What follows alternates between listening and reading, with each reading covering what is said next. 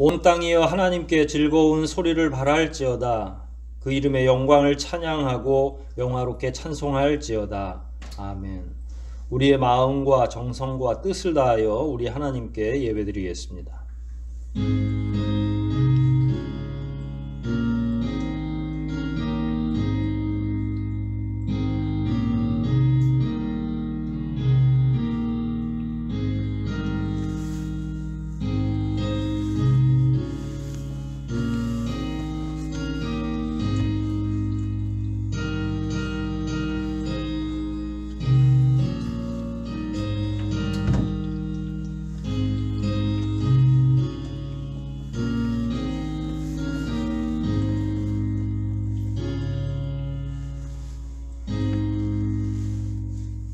자비하시고 거룩하신 아버지 하나님, 귀하신 은혜를 따라 주의 자녀들을 한 주간 동안도 잘 지켜 보호하여 주셨다가 이처럼 주님 앞에 나와 함께 예배하고 말씀으로 하나 될 수 있는 귀한 은혜를 베풀어 주시니 감사합니다. 우리의 몸은 서로 멀리 떨어져 있지만 이 시간 저희들 성령 충만한 가운데 성령과 진리로 예배코자 하오니 성삼위 하나님께서 저희를 하나로 묶어주시고 오직 하나님께서만 이 예배를 흠양하여 주시옵소서. 예배의 시종을 오직 주님께 의탁하오며 우리를 구속하신 예수 그리스도 이름 받들어 감사하며 기도하옵나이다. 아멘. 함께 찬송 부르시겠습니다. 함께 하실 찬송은 13장입니다. 13장 함께 찬송하시겠습니다.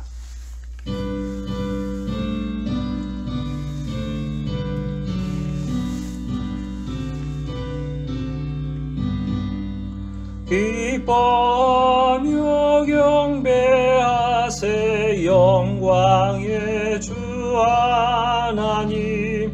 주 앞에서 우리 마음 피어나는 꽃 같아 죄와 슬픔 사라지고 의심 구름 거치니 변함없는 기쁨의 주 밝은 빛을 주시네. 땅과 하늘 만물들이 주의 솜씨 빛내고 별과 천사의 소리 끊임없이 드높아 물과 숲과 산과 골짜 들판이나 바다나 모든 만물 주의 사랑 기뻐 찬양하여라. 우리 주는 사랑이요 빛과 진리시니 삶이 기쁜 노심이 되어 바다처럼 넘치네. 아버지의 사랑 안에 우리 모두 형제니 서로 사랑하게 도와주시옵소서.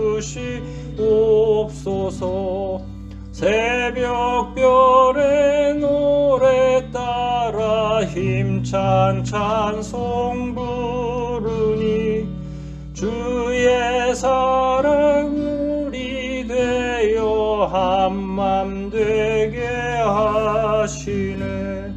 노래하며 행진하여 싸움에서 이기고 승전가를 높이 불러 주께 영광 돌리세.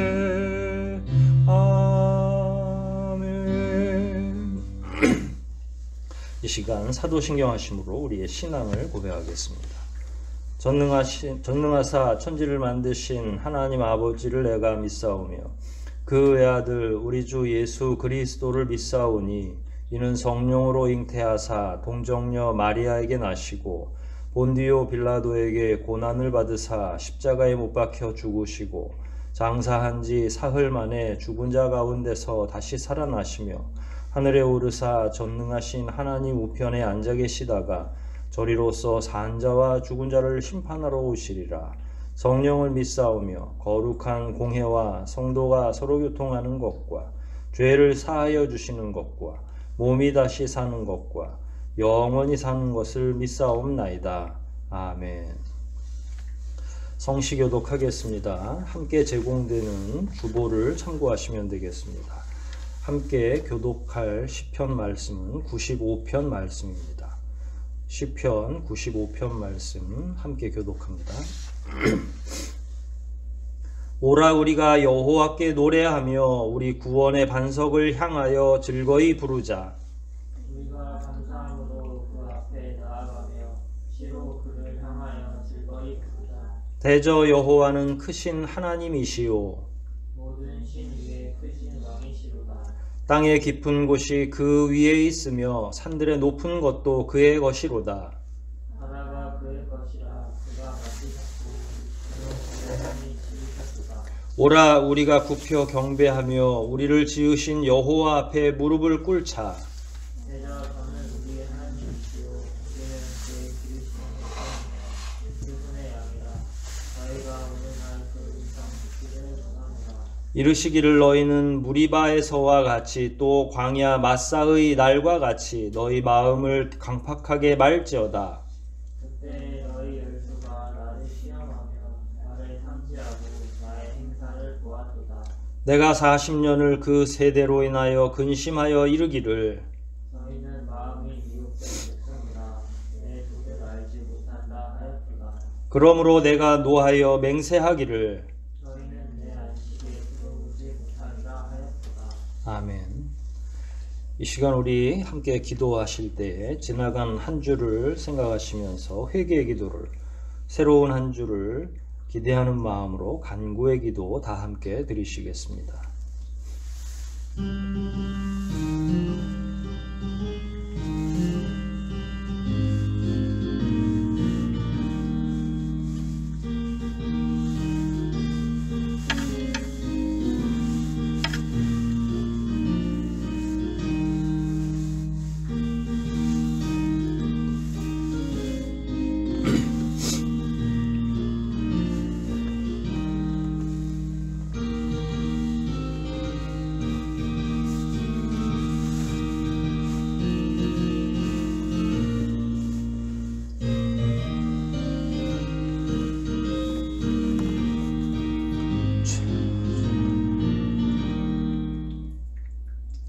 아버지 하나님의 귀한 은혜로 날마다 삶 속에서 거룩함을 추구하며 예수 그리스도를 닮아가기를 소원하지만 우리는 연약하여 자주 넘어지고 오히려 하나님께서 기뻐하지 아니하시는 길로 갈 때가 더 많은 것을 이 시간 주님 앞에 고백하오니 저희들을 다시 한번 용서하여 주시고 오직 보혈 공로로 크신 은혜의 구원으로 들어가게 도와주실 뿐만 아니라 특별히 새로운 한 주간에는 성령 충만하게 하사 날마다 다가오는 유혹과 어려움 가운데에서 반드시 이기고 승리할 수 있는 귀한 은택을 베풀어 주시옵소서.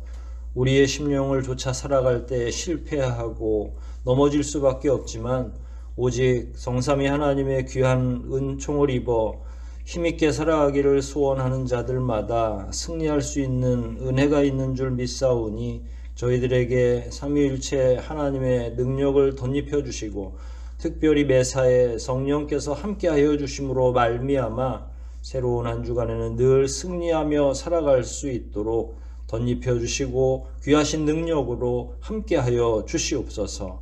모든 것 주님께 의탁하오며 우리를 구속하신 예수 그리스도 이름 받들어 감사하며 기도하옵나이다.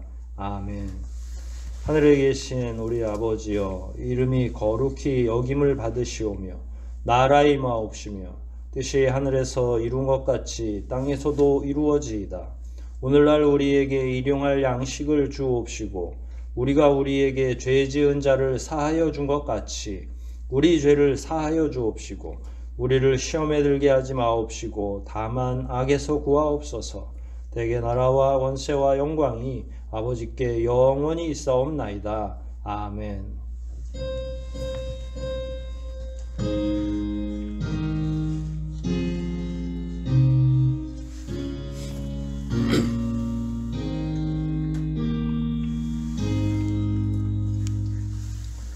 함께 찬송 부르시겠습니다. 함께 하실 찬송은 192장입니다. 192장 함께 찬송하십니다.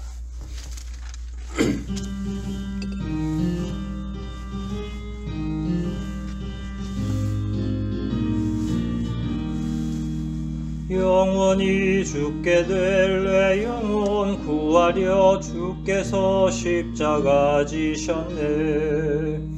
우리의 죄악을 용서해 주시려 갈보리 험한 길 가셨네. 나의 죄 사했네, 나의 죄 사했네. 주님이 지신 십자가로 우리 주 예수님 날 대신하시고 죄 없이 십자가 지셨네. 나의 맘 깨끗게 하려고 오신 주 사랑은 한없이 크도다. 주께서 내 죄를 사하신 후로는 온전히 자유함 얻었네. 나의 죄 사했네, 나의 죄 사했네. 주님이 지신 십자가로 우리 주 예수님 날 대신하시고 죄 없이 십자가 지셨네. 언제나 주님의 능력을 힘입고 이 세상 기쁘게 살겠네. 나의 죄 사하여 깨끗게 했으니 언제나 찬송을 부르리. 나의 죄 사했네, 나의 죄 사했네. 주님이 지신 십자가로 우리 주 예수님 날 대신하시고 죄 없이 십자가 지셨네. 교회 소식 몇 가지 전합니다. 특별한 소식은 없고 늘 비슷합니다. 오늘 함께 온라인으로라도 대면하고 예배하는 우리 모든 교우들을 주님의 이름으로 진심으로 환영드립니다. 이제 우리나라에서도 백신 접종을 시작해서 어르신들부터 또 질병이 중한 분들부터 접종하기 시작했습니다. 의료진과 또 환자분들 먼저 이렇게 접종을 시작했는데 얼마 안 있으면 빠른 시간 안에 많은 분들이 접종해서 감염병도 좀 잦아들리라 이렇게 희망을 해봅니다. 많은 어려움이 여전히 있지만 각자의 처소에서 하나님 안에서 은혜 가운데 강건하시기를 바라고 마지막까지 조심하고 감염병에 걸리지 않도록 늘 개인 위생에도 주의해 주시기 바랍니다. 연약한 성도들이 많이 있습니다. 심령도 무너질 수 있고 건강 때문에 마음이 아플 수도 있는데 각 조에서 또 각 부서에서는 더욱더 활발하게 서로 안부도 묻고 위에서 중보기도 할 수 있는 귀한 시간들을 마련하시기를 바랍니다. 특별히 조장분들 그리고 각 조에 계신 리더분들 있죠. 장로님, 안수집사님 두 분이 각 조마다 계시는데 각 조에서 더욱더 활발하게 안부도 물어주시고 함께 기도해 주시기를 바랍니다. 이제 멀지 않으면 아마 함께 예배할 수 있으리라 이렇게 소망을 해봅니다. 그러나 그게 또 우리 뜻대로 되지 않고 있으니까 마지막 우리 함께 만나는 그 날까지 그 시간까지 더욱더 강건하게 각 조별로 부서별로 더욱 든든히 세워지시기를 바랍니다. 교회 청소하는 분들은 늘 나오셔서 방역 그 다음에 청소 이렇게 애써주시기를 바랍니다. 그동안에도 계속 수고해 주셨고 애써 주셨는데 끝까지 최선을 다해 주시기를 바랍니다. 매 주일 예배, 그 다음에 수요일 예배 이후에 공동체 기도가 제공됩니다. 기도할 내용이 참 많이 있습니다. 개인적으로도 그렇고 교회적으로도 그렇고 공동체 기도라고 하는 건 우리 교우들이 하나의 공동체를 이루면서 기도하는 그런 내용입니다. 빠짐없이 개인의 기도 이상으로 중하게 여기시면서 함께 기도로 동참해 주시기 바랍니다. 세 가지 내용 기도로 제공되고 있습니다. 예배 후에 꼭 다른 시간 내기가 어려운 분들 많이 있습니다. 그러니까 예배 시간 후에 바로 이 내용들 반복하면서 기도해 주시기를 바랍니다. 기도하시는 끝에 우리가 후원하고 있는 선교사분들, 남아공, 영국, 중국, 미국, 그 다음에 그 나라와 그 민족 위해서 계속 기도해 주시고, 우리가 운영하고 있는 기관들, 그 기관에 속한 직원분들, 또 우리 한동실 선생님 있는 지역아동센터 위에서도 계속 기도해 주시기를 바랍니다. 이 시간 하나님 앞에 헌상 드리겠습니다. 하나님 앞에 각 가정에서 각 개인별로 헌상 드리시고, 거쳐진 헌상은 우리 함께 만날 때 같이 내셔도 되고 온라인으로 이체를 해주셔도 됩니다. 편한 방식으로 해주시기를 바랍니다. 이 시간 우리 함께 기도하시겠습니다.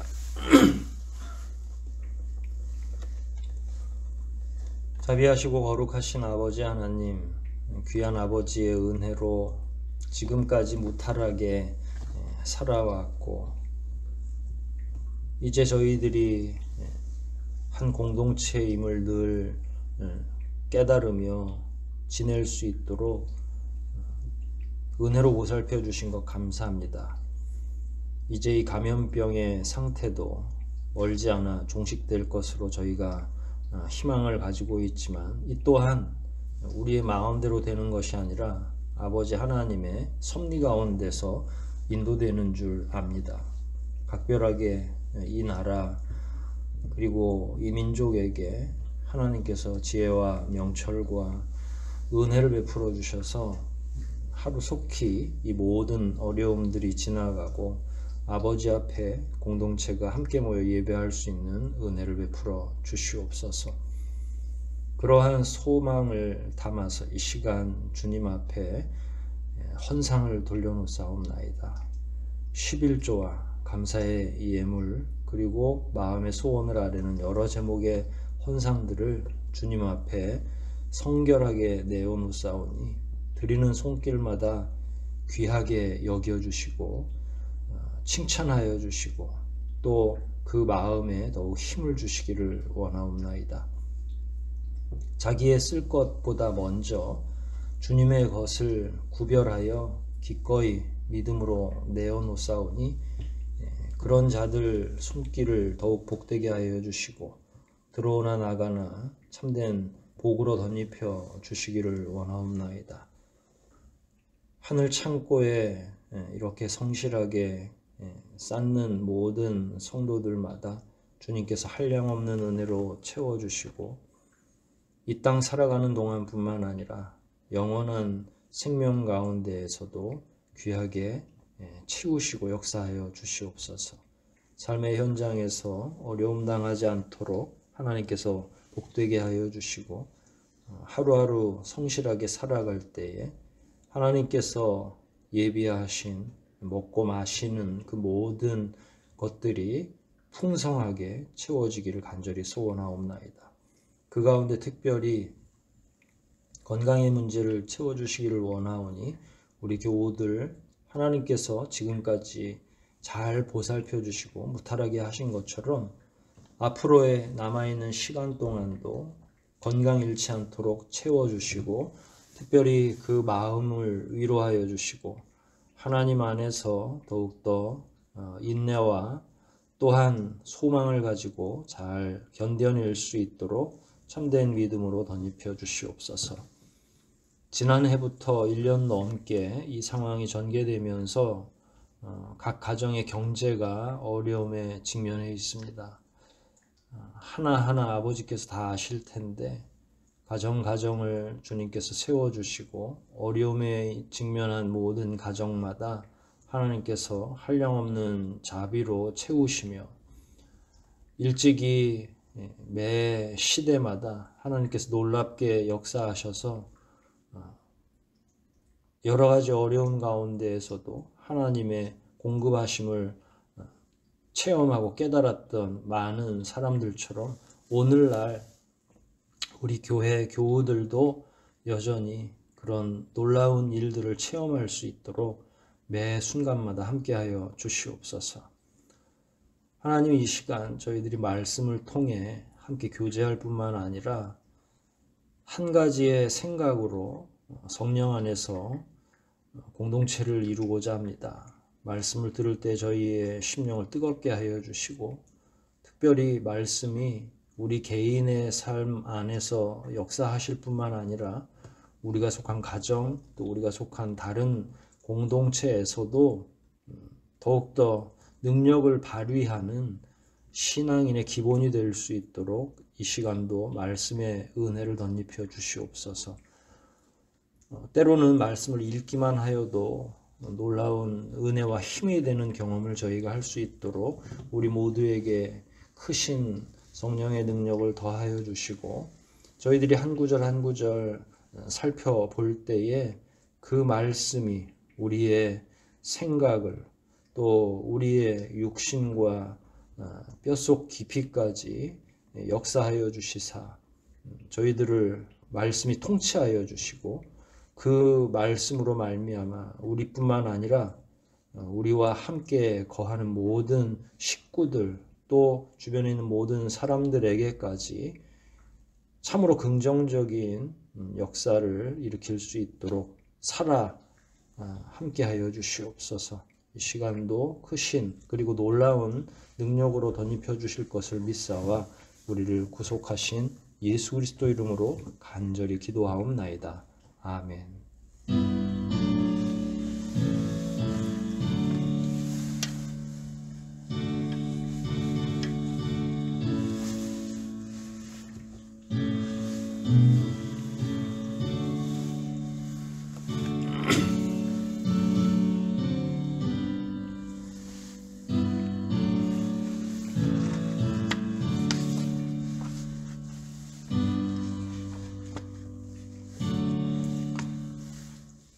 우리 함께 하나님 말씀 찾아서 읽겠습니다. 신약 성경 오늘 함께 읽을 말씀은 누가복음 4장입니다. 누가복음 4장 38절로 44절까지 말씀입니다. 신약 성경 누가복음 4장 38절부터 마지막 44절까지 말씀입니다. 저와 여러분이 한 절씩 교독하시고 마지막 44절은 합독하도록 하겠습니다. 38절부터 제가 먼저 읽기를 시작하겠습니다. 예수께서 일어나 회당에서 나가사 시몬의 집에 들어가시니 시몬의 장모가 중한 열병에 붙들린지라 사람이 저를 위하여 예수께 구하니, 예수께서 가까이 서서 열병을 꾸짖으신데 병이 떠나고 여자가 곧 일어나 저희에게 숨으니라. 해 질 적에 각색 병으로 앓는 자 있는 사람들이 다 병인을 데리고 나아오매 예수께서 일일이 그 위에 손을 얹으사 고치시니, 여러 사람에게서 귀신들이 나가며 소리질러 가로되 당신은 하나님의 아들이시다. 예수께서 꾸짖으사 저희의 말하고 하지 아니하시니 이는 자기를 그리스도인 줄 알리더라. 날이 밝음에 예수께서 나오사 한적한 곳에 가시니 무리가 찾다가 만나서 자기들에게서 떠나시지 못하게 만류하려 하매, 예수께서 이르시되 내가 다른 동네에서도 하나님의 나라 복음 전하여 하니 나는 이 일로 보내심을 입었노라 하시고. 같이 읽습니다. 갈릴리 여러 회당에서 전도하시더라. 아멘.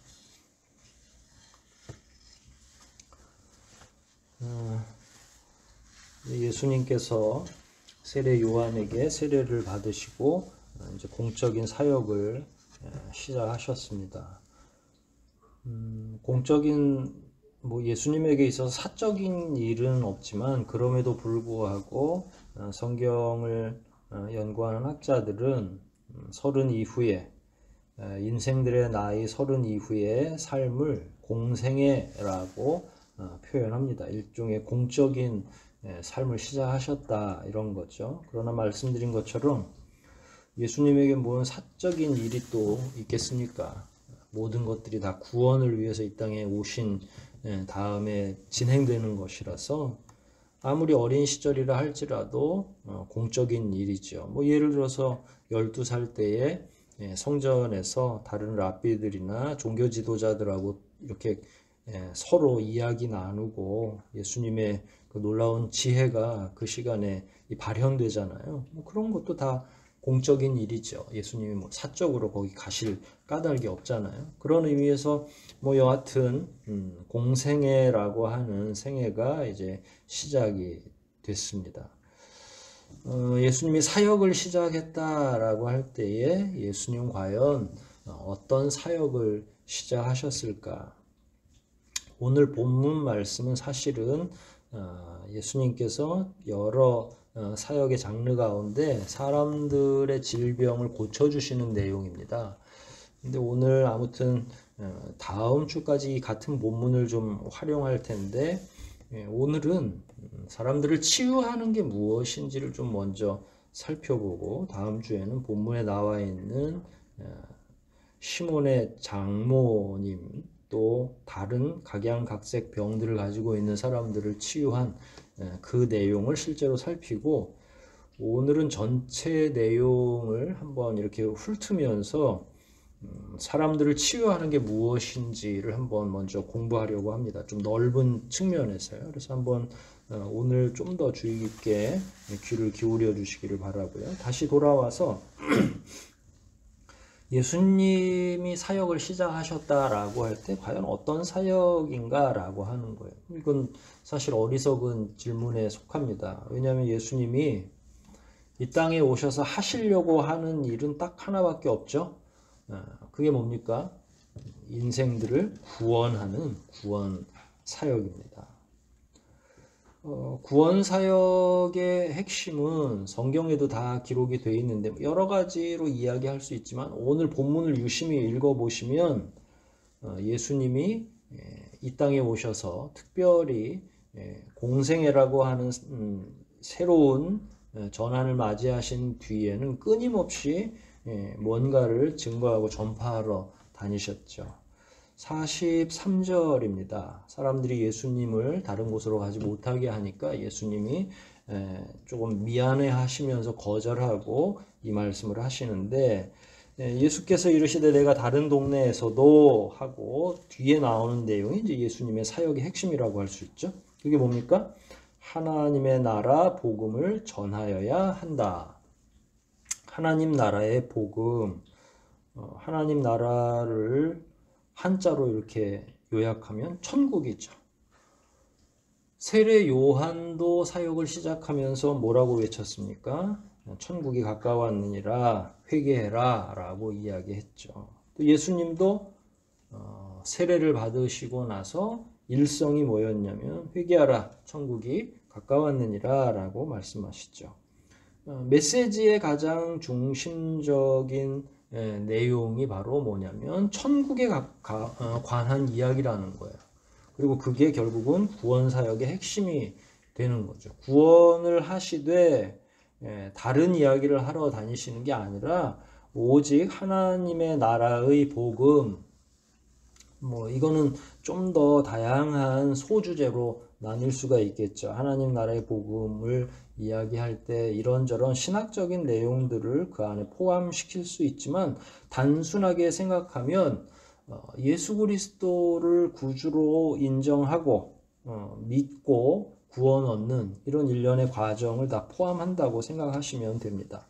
그걸 증거하러, 그걸 사람들에게 선포하러 이 땅에 오셨으니까 부지런히 여기저기 다니면서 하나님 나라가 임했다라고 선포해야 되겠죠. 그래서 오늘 본문에도 보면 마지막 구절인데 갈릴리 여러 회당에서 전도하시더라 그랬으니까 회당마다 순회하면서 천국에 관해 사람들에게 알려주기를 원하셨던 거죠.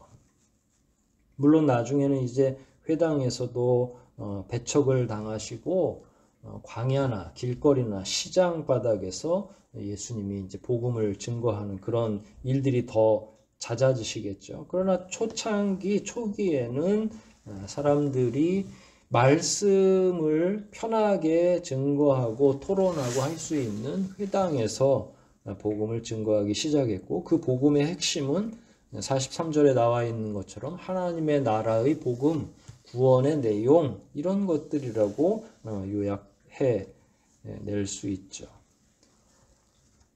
예수님은 하나님의 나라를 사람들에게 잘 설명하는 게 중요했기 때문에 때로는 예화를 사용하기도 하시고, 때로는 비유의 말씀, 은유적인 말씀을 통해서 설명하시기도 했죠. 근데 비유로 말씀하실 때에는 이제 간혹 그런 의미가 성경에 기록되어 있는데, 제자들이 왜 비유로 말씀하십니까? 라고 했을 때 일반적으로 다른 사람이 알아듣지 못하게 하려고 비유로 말한다 라고 하는 거예요. 참 이상하죠? 하나님 나라를 설명하시기 위해서 오신 분이 다른 사람들이 알아들을까봐 비유로 말씀하셨다고 하는 이 말씀은 모순처럼 보이지만 그렇지 않습니다.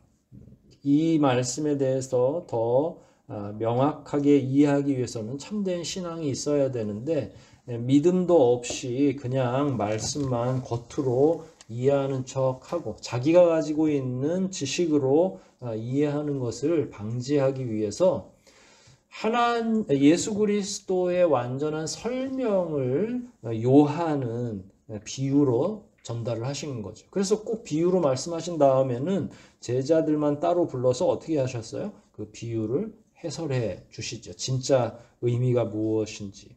이건 나중에 저희들이 예수님의 비유를 이야기할 때에 더 깊이 있게 한번 공부를 해보겠습니다. 비유와 예화뿐만 아니라 때로는 직설적으로 하나님의 나라를 설명하기도 하시죠. 직설적이라고 하는 건 뭐 이렇게 돌려 말하는 게 아니라 처음에 말씀하셨던 것처럼 회개하라, 천국이 가까웠느니라, 이런 식으로 그냥 직설적으로 말씀을 하시기도 했다는 거예요. 그래서 예수님은 항상 그런 방식으로 사람들을 만나셨고 복음을 증거하시죠. 근데 그러다가 복음을 열심히 증거하시다가 오늘의 본문 말씀처럼 이제 병든 사람들을 만나는 경우도 종종 있죠. 그럼 병든 사람들을 만나면 어떻게 합니까? 오늘 본문에도 나와 있죠. 이렇게 예수님이 거점을 A라고 하는 지역에서 B라고 하는 지역으로 옮기시다가 이제 사역 때문에 옮기시는 거죠.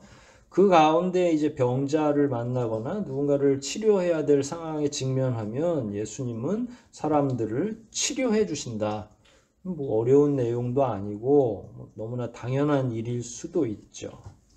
수많은 사람들을 치료해 주십니다. 성경에는 치유받은 사람들이 셀 수 없을 정도로 많이 있습니다. 그리고 때로는 특정한 사람의 경우, 특정한 질병에 관한 경우에는 그 치유의 내용을 깊이 있게 다루기도 하지만, 또 대부분의 내용들 가운데 이제 뭐 보편적인 치료 과정, 또 많은 사람을 치료할 때에는 누가 치료받았는지 사실 이름도 기록되어 있지 않고 대충 이렇게 기록이 되어 있습니다. 왜냐하면 예수님에게는 누군가를 치료하는 게 너무 흔한 일이기 때문에 그렇습니다. 근데 여기에서 이제 조금 문제가 발생하죠.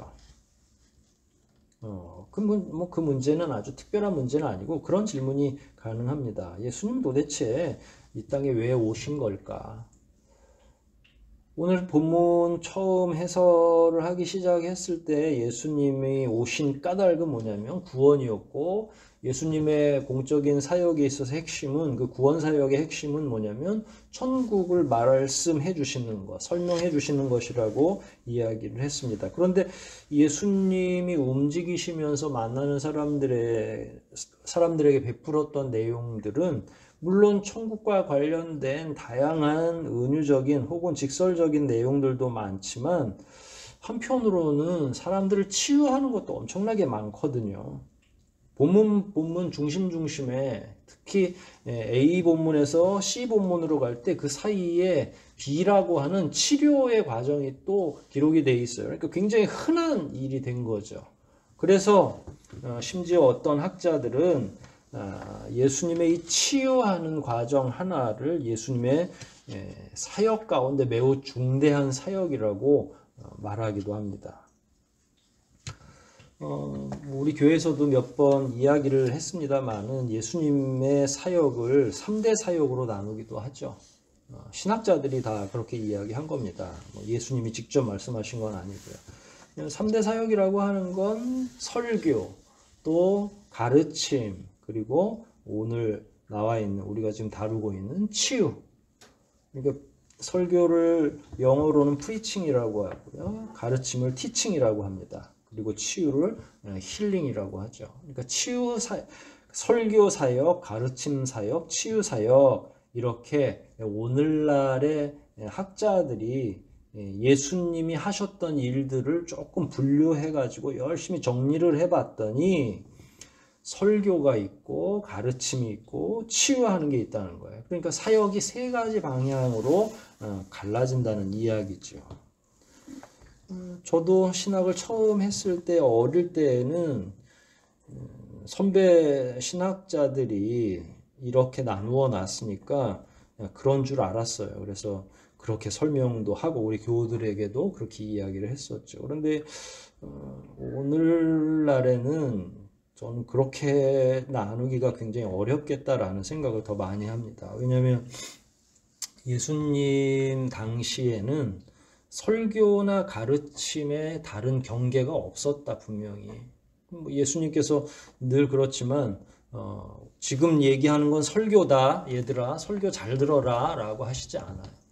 또 설교와 가르침 사이에는 크게 경계가 들어있지 않아요. 그래서 어떤 걸 설교라고 할 것이며 어떤 걸 가르침이라고 할 것이냐, 이게 정말로 예수님에게서 구분이 되느냐, 사실은 그렇지 않죠.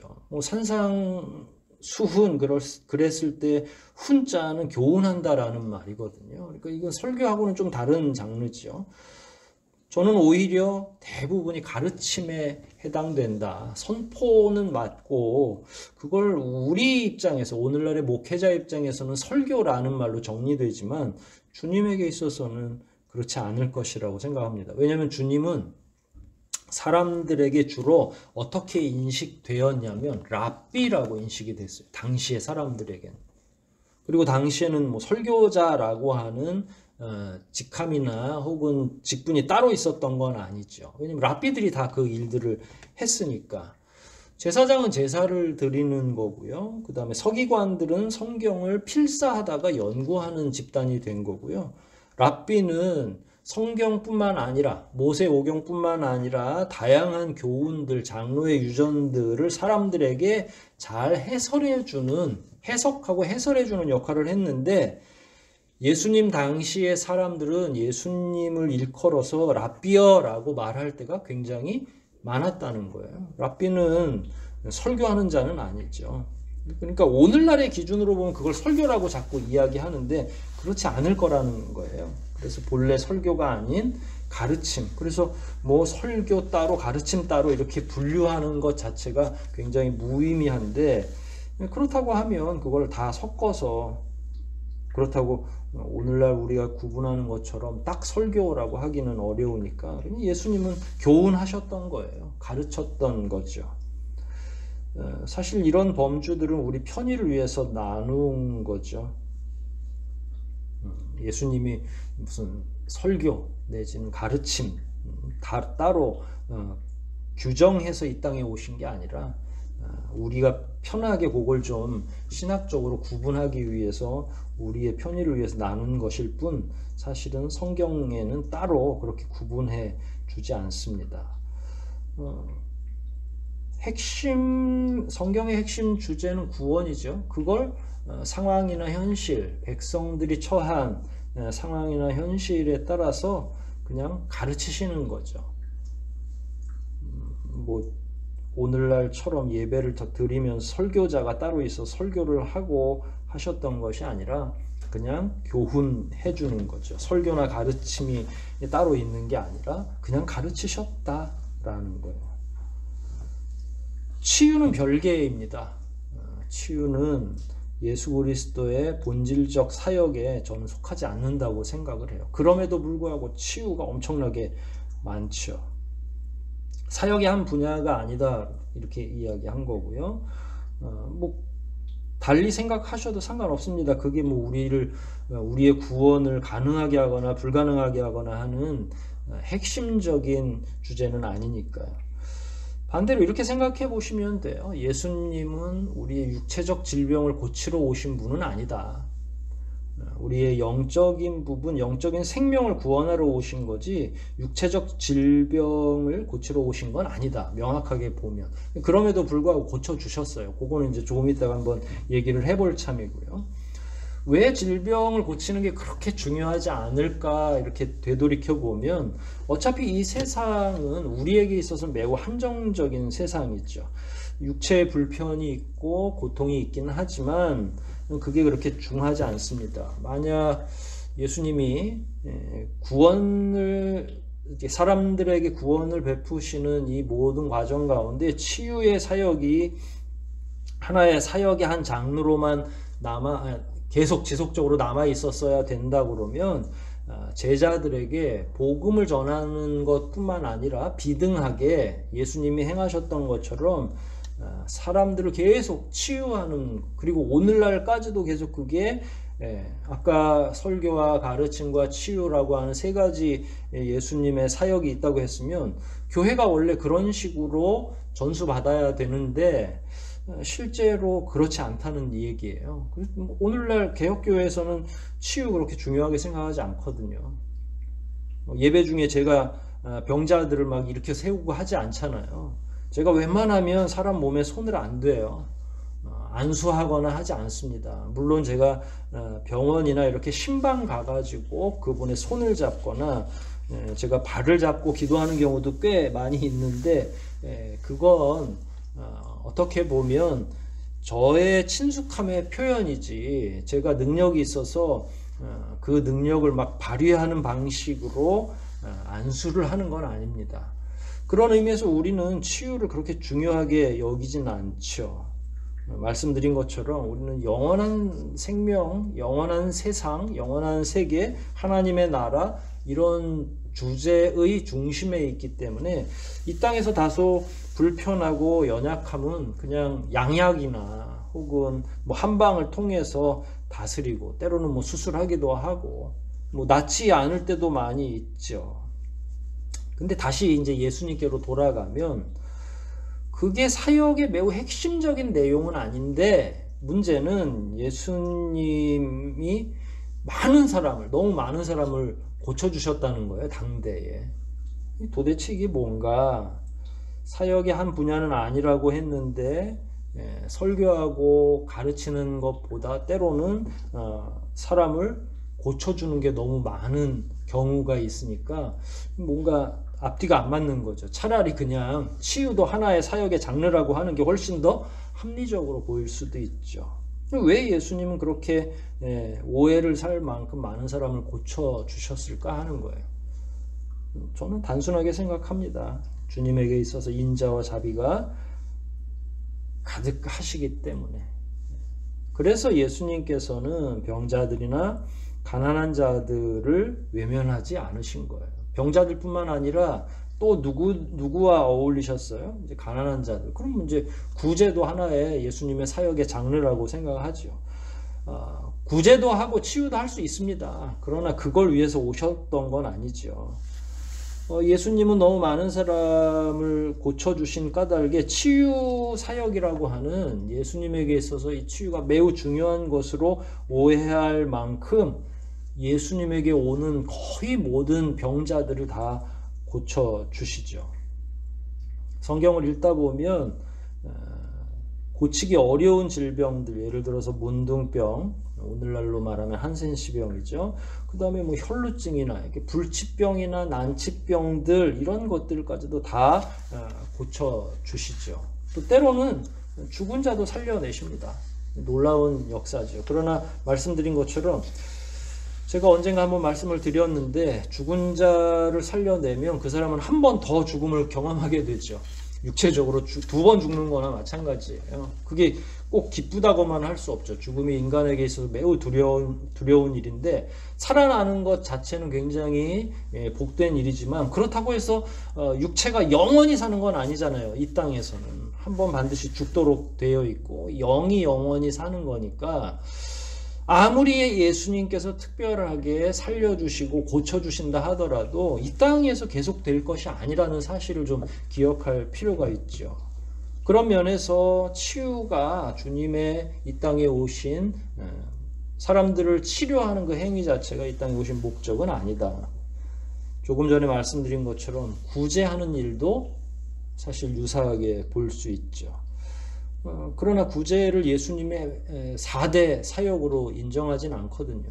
예수님께서는 가난한 자들, 주변에 있는 그 연약한 자들에게 늘 먹이지 못해서 안타까워하셨어요. 오병이어의 기적을 이렇게 보면 도시락만 나눠주신 것뿐만 아니라 광야에서 돌아가는 백성들까지도 염려하셔서 남은 걸 다 싸주도록 하시거든요. 예수님은 연약한 자들을 이렇게 눈뜨고 못 보시는 거죠.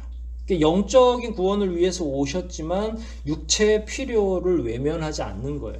그게 뭐냐면 하나님의 자비, 삼위일체 하나님의 자비라고 하는 겁니다. 병자들이 곁에 있고 항상 예수님 주변에 들끓는 거죠. 그 당시엔 병원도 없고 의사가 있다고 해도 오늘날 우리 주변에 있는 그런 의사들이 아닙니다. 우리나라도 그렇지만 의사는 양반 계급이 아니죠.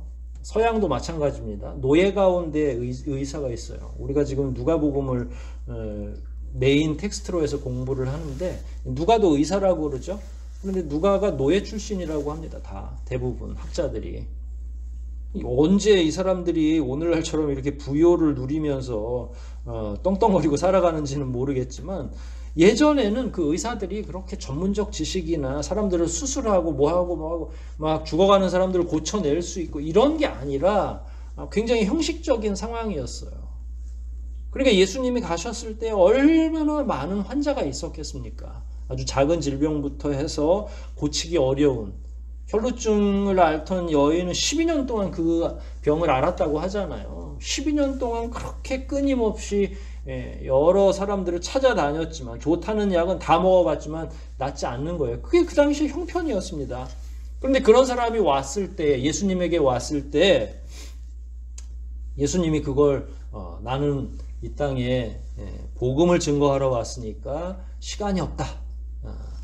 너 같은 사람을 내가 고쳐주러 온 건 아니니까 그건 내 사역이 아니니까 하고 외면하지 않으시고 시간이 있든 없든 예수님이 굉장히 피곤하셨는데 그럼에도 불구하고 병자들은 끊임없이 계속 고쳐주신 것이죠. 그건 뭐냐면 그게 치유 사역의 하나의 장르이기 때문에 하신 게 아니라 그냥 자비하셔서 한 겁니다. 하나님의 자비죠. 우리가 구약을 하나님의 회복과 하나님이 베푸시는 사랑, 하나님의 은혜를 이렇게 계속 더듬어 왔었잖아요. 그때 우리가 요나를 공부한 적이 있었는데 요나에게 니느웨를 가라고 그러죠. 페르시아의 수도라고 하죠. 이스라엘의 원수들입니다. 끊임없이 계속 이스라엘을 괴롭혔고 나중에는 이 나라가 쳐들어와서 이스라엘이 망하게 됐죠. 하나님도 결코 이 나라를 기뻐하지 않으세요. 왜냐하면 우상을 숭배하고 얼마나 잔인한 사람들인지 모릅니다. 하나님께서도 이 나라를 미워하세요. 그런데 하나님이 어느 날 요나에게 이 나라 가서 복음을 증거하라고 하시죠. 그 복음은 멸망에 관한 예언이었어요. 근데 뒤집어 보면 복음인 거죠. 요나가 발끈하죠. 그리고 심지어 이제 마지막 장에서는 요나가 끊임없이 항거하고 자기가 차라리 죽는 게 낫겠다고 하나님께 이야기하죠. 그때 하나님 뭐라고 말씀하시냐면 거기에 좌우를 분별하지 못하는 사람들이 10만여 명이 넘는다고 말씀을 하십니다. 그러니까 미워하시기는 하지만 죄가 밉지만 하나님께서 그런 자들에게 경고하지 않으면 그게 오히려 하나님의 자비의 누가 되고 이상한 하나님이 되는 거죠.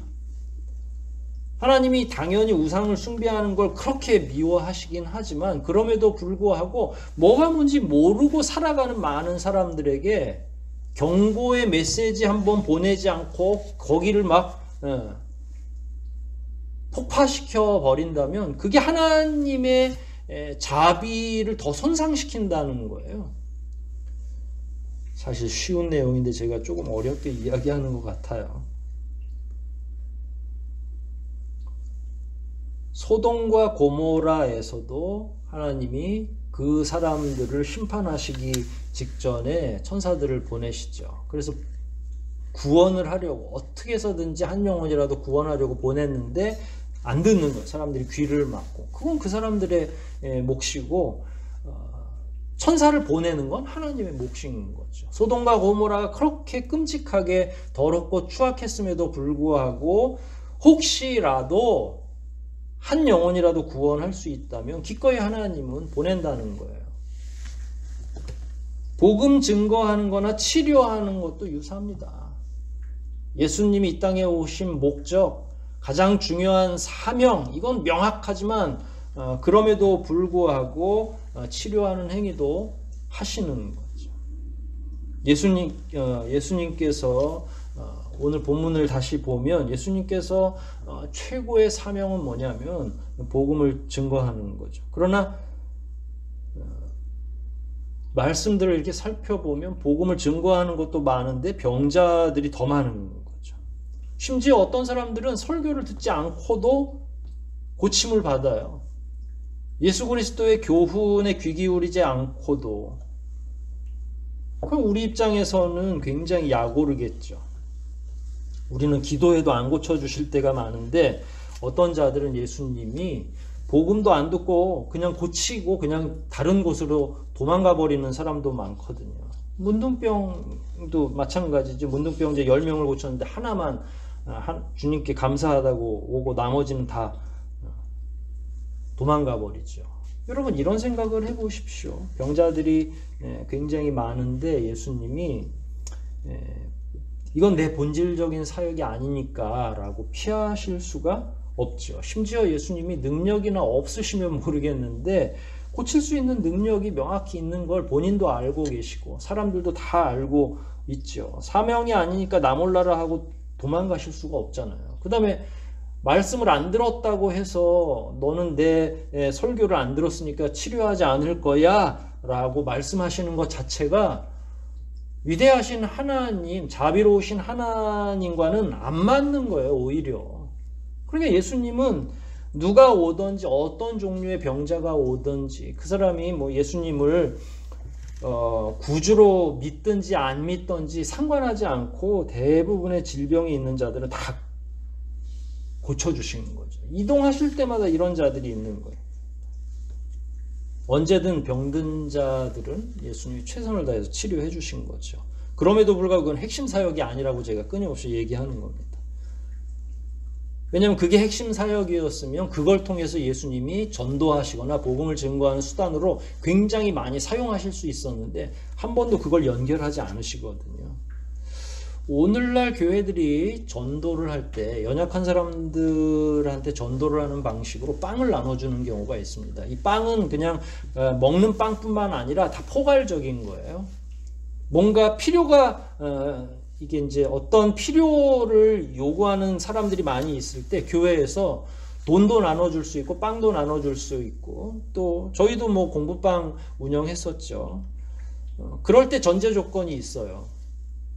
오늘날 교회들은 예를 들어서 설교를 들어야만 설교 이후에 빵을 나눠주는 거죠. 예전에 있었던 어떤 교회에서도 수요 예배는 주변에 있는 가난한 분들이 참석할 수 있어요. 근데 그분들이 쭉 줄을 서서 들어옵니다.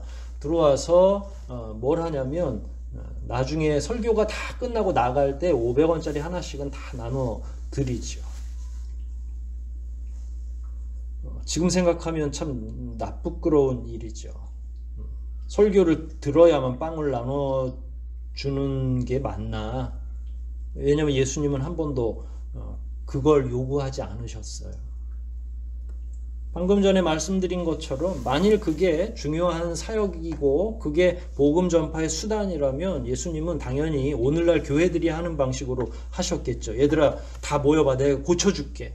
마음의 병이든 육체의 병이든 다 고쳐줄게. 그런데 전제 조건이 있어. 내 설교를 들어야만 돼.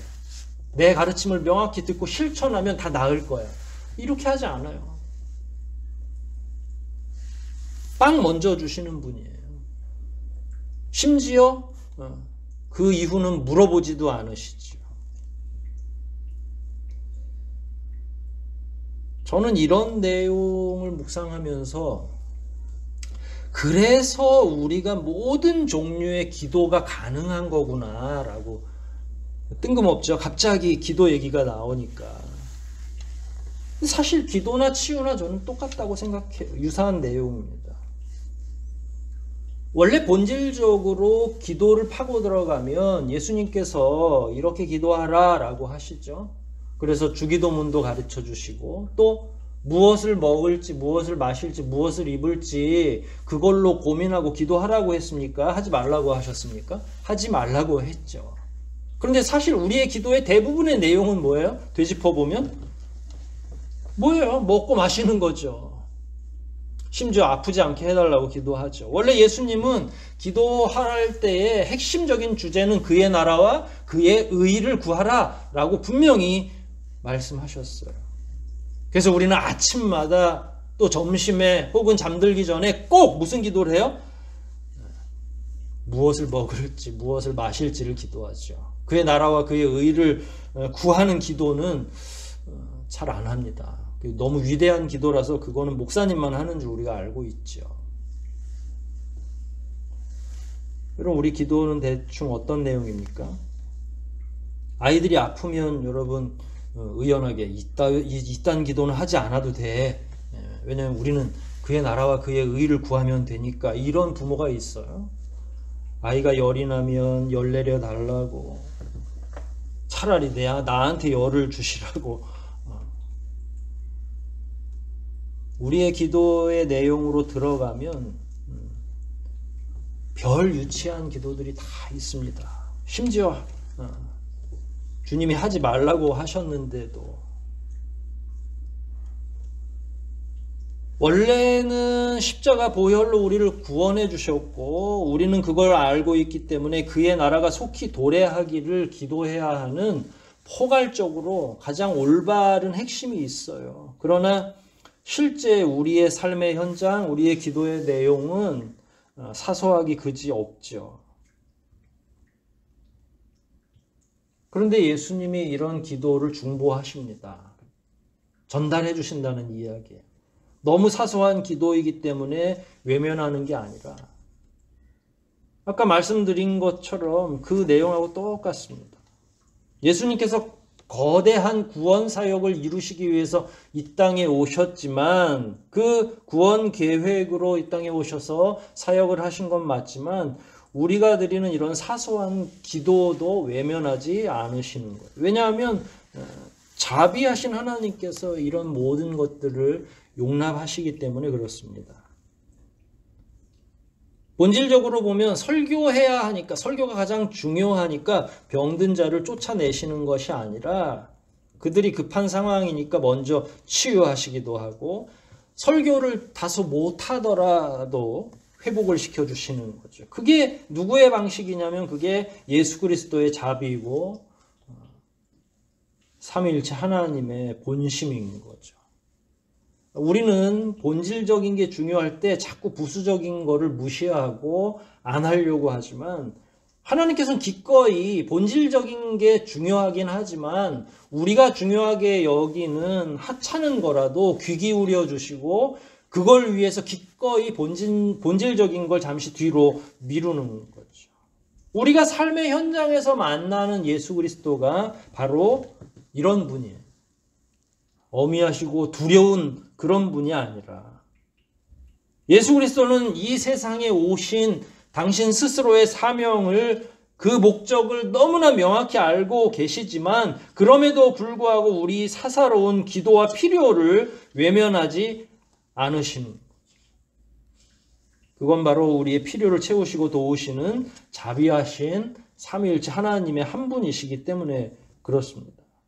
이 세상을 구원하실 치밀한 계획과 또 그것을 진행하시는 과정 가운데 한치의 오차도 없으시지만 그렇다고 해서 가난하고 병든 자를 외면하면서까지 그 위대한 일을 이루시지는 않는다는 거예요. 사실 이게 놀라운 일이죠. 구원의 핵심에서 벗어난 것처럼 보이는 그 사소한 문제, 하지만 예수님은 그 사소한 문제를 경청해 주시고 그 필요를 순간순간 채워주시는 거죠. 우리의 기댈 구석이 바로 예수님의 이런 면입니다. 그리고 그 예수님이 임마누엘의 주님, 우리와 함께 하시겠다라고 하는, 하나님이 우리와 함께 하신다라고 하는 그 의미로 우리 곁에 계신 거죠.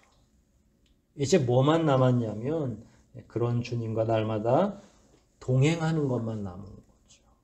그 주님이 저와 여러분 가운데 함께 계십니다. 저하고 여러분의 그 사소한, 사실 사람들에게는 얘기하기 어려운 아주 사소하고 내면적이고 내밀한 부분들도 그분이 들어주시고 또한 그 문제를 해결해 주시는 거죠. 그러니까 그분께 마음껏 기대시면 됩니다. 여러분이 지금 가지고 있는 그 문제, 옆 사람에게도 얘기하기 창피한 그 문제, 그걸 우리 주님은 기꺼이 들으신다는 거예요. 그리고 해결해 주신다는 거죠. 예수님이 천국을 전파하러 이 땅에 오셨지만 그럼에도 불구하고 믿음 없는 자들의 질병을 그렇게 열심히 고쳐주신 것처럼 저와 여러분의 필요, 저와 여러분의 연약함을 어쩌면 하나님의 위대한 나라와는 상관없어 보이는 우리의 그 사소한 욕구조차도 소홀히 여기지 않으시고 채우시고 해결해 주시고 경청하신다는 이 사실입니다. 오직 그분이 자비하시기 때문에 그런 거죠. 그 자비한 삼위일체 하나님 가운데 한 분이신 예수 그리스도가 우리 곁에 와 계시고, 그렇다면 우리는 이제 어떻게 하면 되겠습니까? 날마다 그분과 동행하면 되죠. 늘 그분의 도우심 속에서 강건하게 살면 되는 겁니다. 뭐든지 다 들어주시는 그분이 우리 곁에 있는데 왜 염려하겠어요? 여러분의 필요를 부끄러워하지 말고 그분에게 말씀드리고 우리의 필요를 채우시는 그분께 우리를 맡긴다면 행복한 동행이 되지 않겠습니까? 모쪼록 주님과 더욱더 가까이 그리고 그 사랑 안에 머물러 가면서 풍성한 은혜 가운데 살아가시기를 주의 이름으로 축복합니다. 우리 말씀들 생각하면서 한번 기도하시겠습니다. 예수님이 연약한 자들을 고쳐주시는 게 사역의 본질은 아니지만 예수님의 자비를, 예수님의 우리를 향한 끝없는 사랑을 보여주는 가장 중요한 요소가 아닐까 이렇게 생각이 됩니다. 오늘 우리 말씀을 통해서 배운 것처럼 우리의 연약한 부분, 사소한 부분, 천국과는 상관없어 보이지만 그럼에도 불구하고 주님이 우리를 소중히 여기시고 자비하신 까닭에 그 사소한 것에 대해서 경청해 주시는 그 은혜를 오늘날 우리가 깨닫고 느끼고 또 경험하며 살아가게 해달라고 이 시간 통성으로 함께 기도하시겠습니다.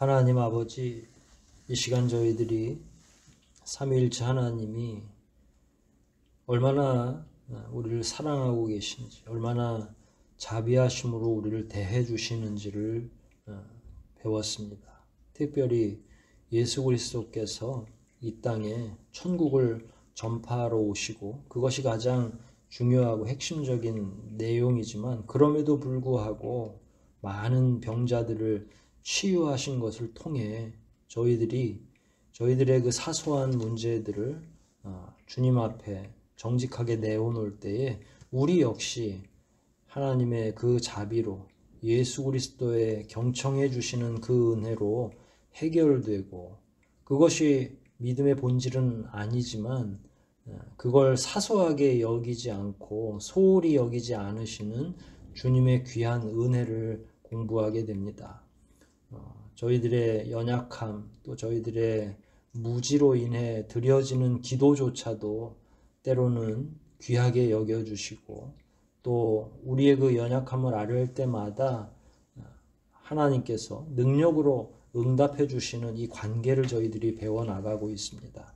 하나님, 저희들에게도 동일한 은혜를 채워주시고, 이 땅 살아가는 동안에 그의 나라와 그의 의만 구할 것이 아니라 우리를 향해 귀를 열고 계신 예수 그리스도의 자비에 힘입어 우리의 작고 연약한 부분들, 사소하지만 그럼에도 불구하고 주님과 동행하며 나눌 여러 가지 이야기들을 마음껏 주님에게 말씀드리고, 특별히 어려운 문제들 해결함 받을 수 있도록 주님과 우리 사이의 관계 안으로 들어가게 도와주시옵소서.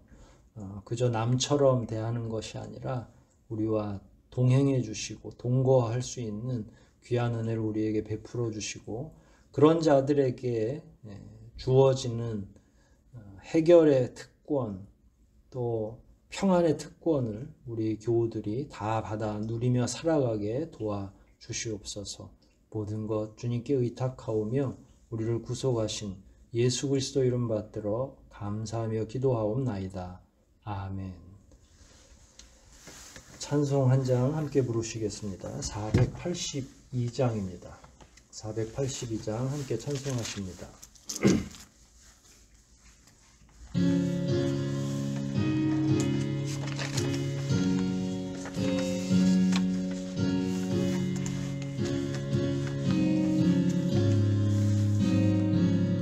내 기도하는 그 시간, 그때가 가장 즐겁다. 이 세상 근심 걱정에 얽매인 나를 부르사, 내 진정 소원 주 앞에 낱낱이 바로 아뢰요. 큰 불행 당해 슬플 때 나 위로받게 하시네. 내 기도한 그 시간 내게는 가장 귀하다. 저 광야 같은 세상을 끝없이 방황하다가 위태한 길을 떠나서 주께로 내가 이끌려 그 보좌 앞에 나아가 그 은혜 받게 하시네. 내 기도하는 그 시간, 그때가 가장 즐겁다.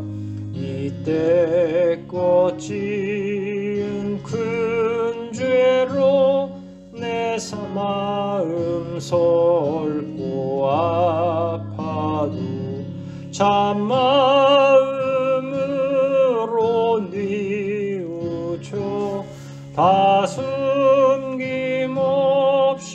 아뢰면 주 나를 위해 복빌어 새 은혜 부주시네. 내 기도하는 그 시간 그때가 가장 즐겁다. 주 세상에서 일찍이 저 요란한 곳 귀하여 빈들에서나 산에서 밤을 새워 지내사 주 예수 친히 이루로 큰 본을 보여 주셨네.